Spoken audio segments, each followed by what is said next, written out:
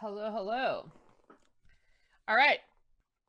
So, what I'm doing right now is I created this shawl, and this is my second shawl that I've knitted of this exact same design. You can find this in the book Knitting in America.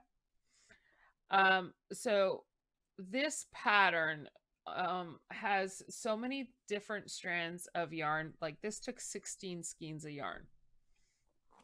And in total, there's 18 skeins of different colors of yarn. I've already weaved in some of the ends, but I'm going to show you how to weave in multiple strands of yarn and what to do if your stitch may look a little bit off and you want it to like mimic the stitch to close up a little better than to have it with a little more of a gap. You don't want the gaps in your knitting. Sometimes when you're twisting and turning all those strands of yarns, some things can get missed, and all it takes is just a little bit of a mimicking of the stitch to get it to the way you want to look.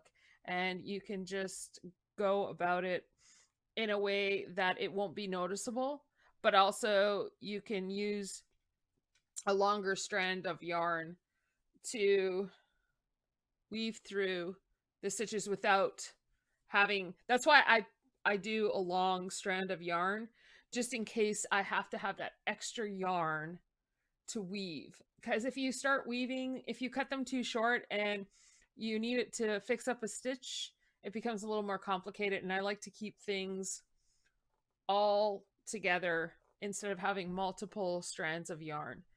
And when you're weaving in, it's just like a crisscross motion, and multiple strands of yarn are just as similar to just doing one strand of yarn.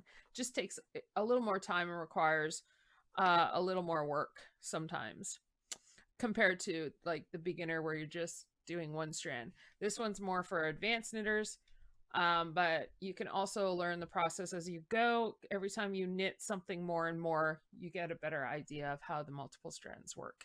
All right, let me get started on weaving in these ends. I've already weaved in some and it took a few hours to do that. So let's get started on the ends. Okay, so I've already started to weave in the ends, and as I go, I look at the way my stitches are working out as I do it, and then I decide whether or not I need to, like here, those stitches are fine. This is what you want to see. But sometimes when you're weaving in multiple stitches, like this one, 16 skeins of yarn for the flower portion. So this piece right here, I don't want an open space like that. So what I want to do is, I didn't put a stitch marker in this one, but I can see where I need to. That's why I like making my yarn a little longer. So right here, we're just going to go ahead and we're just going to, these two spots, we're going to mimic the stitch.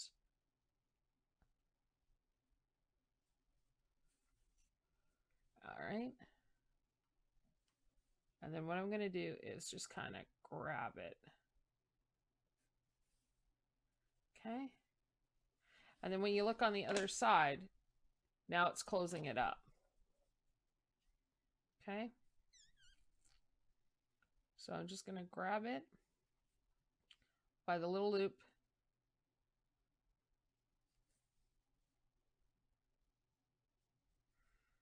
All right, just grab it by the loop. And then we'll go through this loop. And then we'll go through this one.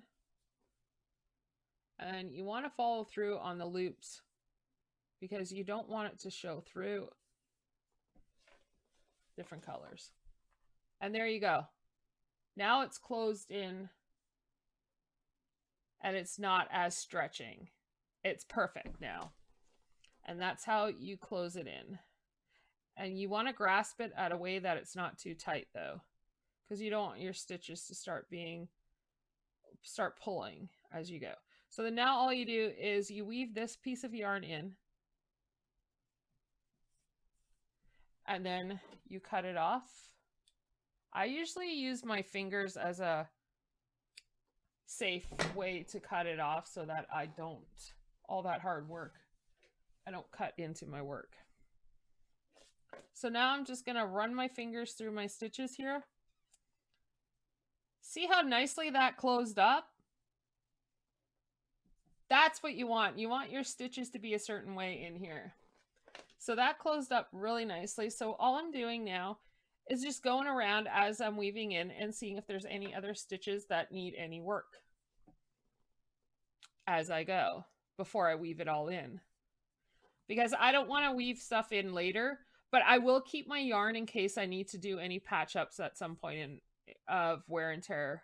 But this is like a piece of art, and it took me so long to make. I feel like I need to frame it instead of like actually using it as a shawl. This is all I do is just kind of weave it in crisscross diagonal. Okay. And you want to leave a little bit of a tail. Sometimes they'll poke through after wear and tear. All right. And so when you're dealing with multiple strands of yarn, you want to make sure you tie your knots. And for this one here, as you can see, I'm going to go ahead and weave it to the other side so I can knot that.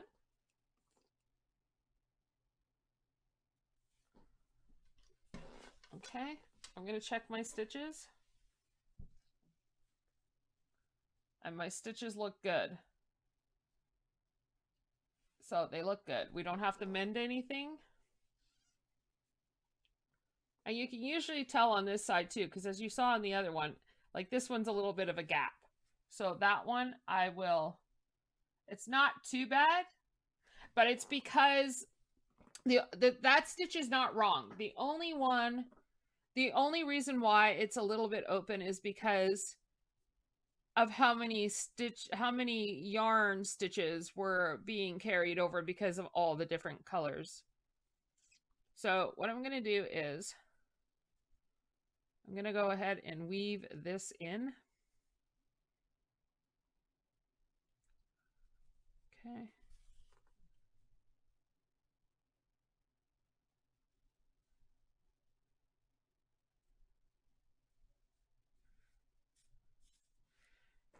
And you do it so that it doesn't pull through the other side. All right.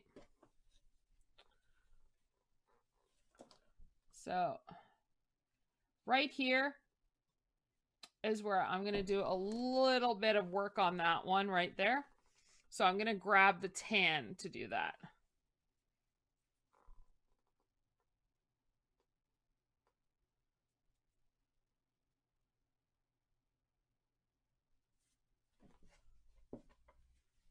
Okay. So all we're doing is just mimicking a little bit of the stitch.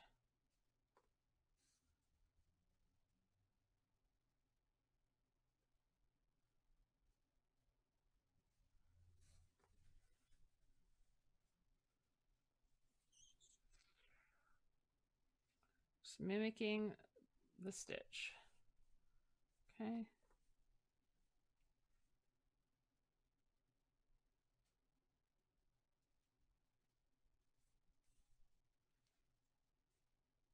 And see how it's closing it up and it's not as big.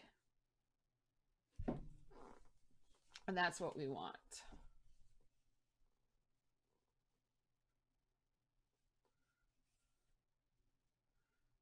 Just to kind of close it up a little.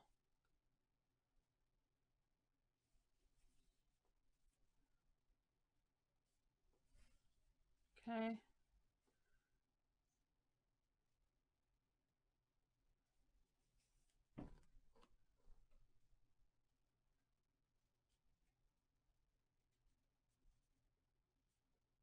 And then just knot it. And go ahead and just weave it.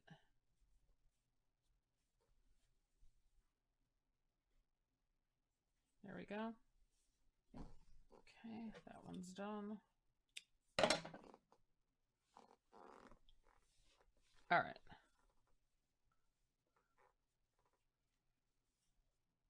So you want to make sure everything's knotted as you're going through your stitches. Okay.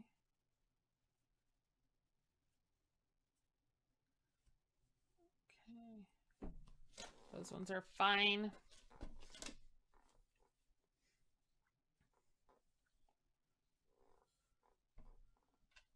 Okay.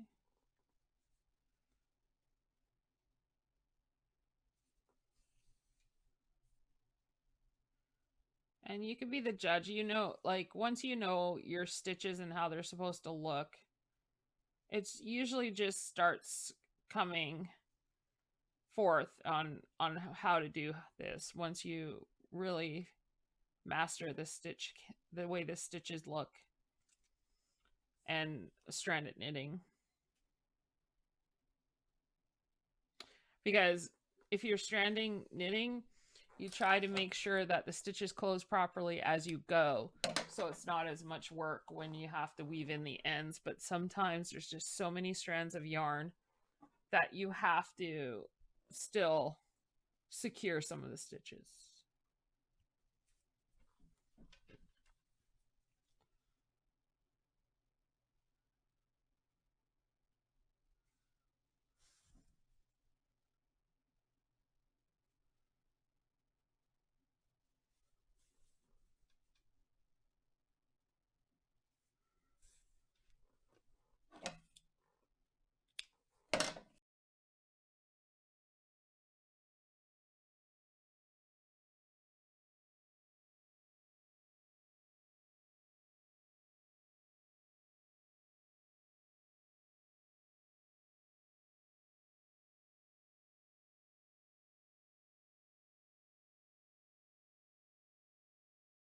All right, I am done.